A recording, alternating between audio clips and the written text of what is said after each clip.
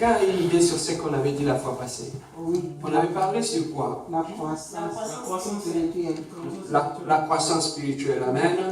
Tu vois que tu n'as même pas de bloc-notes, tu ne prends pas de notes, amen. Mais il faut prendre note, amen.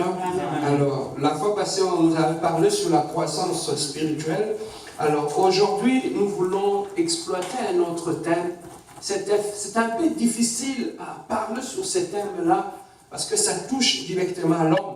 Mais le thème que nous allons exploiter aujourd'hui, je l'ai intitulé « Le danger de la fausse conversion ». Est-ce que tu peux dire après moi les dangers de la fausse conversion? Les dangers de la fausse conversion. Oui, c'est ça, c'est le thème que nous allons exploiter aujourd'hui. Alors, nous allons chercher notre texte dans le livre de Galates. Galates chapitre 2.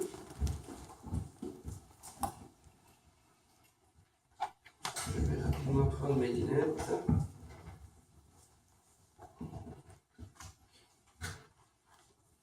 Galates chapitre 2, nous lirons du premier verset jusqu'au quatrième verset. Galates chapitre 2, du premier verset jusqu'au quatrième verset. Est-ce que nous sommes tous là? Amen. Je lis au nom de notre Seigneur Jésus-Christ. 14 ans après, je montais de nouveau à Jérusalem avec Barnabas, ayant aussi pris Tite avec moi. Et ce fut d'après une révélation que j'y ai monté. Je leur exposai l'évangile que je prêchais parmi le païen. Je l'exposais en particulier à ceux qui sont le plus considérés, afin de ne pas courir ou avoir couru en vain. Mais Tite, qui était avec moi et qui était grec, ne fut pas même contraint de se faire circoncire.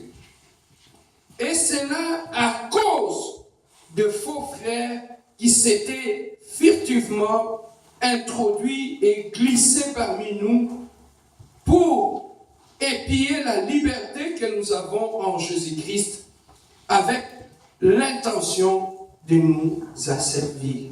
Avec l'intention de nous asservir. Nous allons baisser nos têtes, nous allons prier. Éternel Dieu de gloire, Dieu d'amour, tendre Père, Seigneur, maintenant que nous voulons t'écouter, laisse que tu puisses donner à tout un chacun de nous un entendement des disciples. Parle-nous, Père.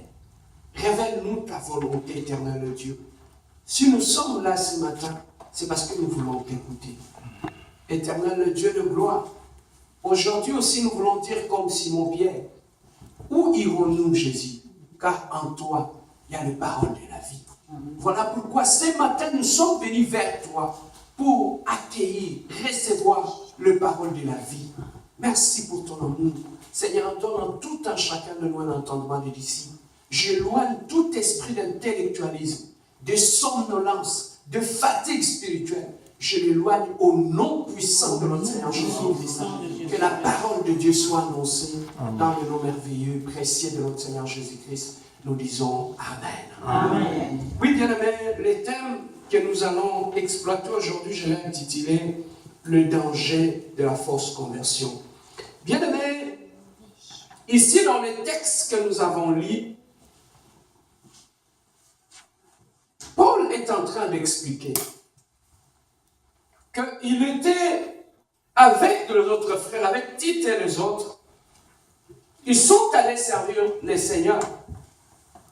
Et dans l'assemblée où ils étaient en train de faire l'œuvre de Dieu, Paul relève un élément que je vais exploiter. Il dit, parmi nous, il s'est glissé des faux frères qui se sont fictivement introduits au milieu de nous et qui sont en train de nous priver notre liberté en nous que nous avons eue en Jésus-Christ.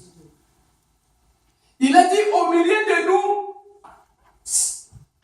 il s'est glissé d'une façon fictive de faux frères qui sont venus au milieu de nous.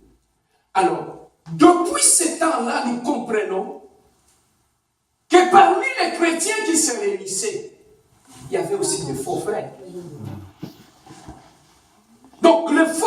était là, comme il y avait aussi des vrais frères qui étaient là. Alors, lorsqu'on parle en termes de faux frères, ça veut tout simplement dire, s'il y a de faux frères, il y a aussi des fausses conversions. Pour devenir frère, tu dois d'abord être converti.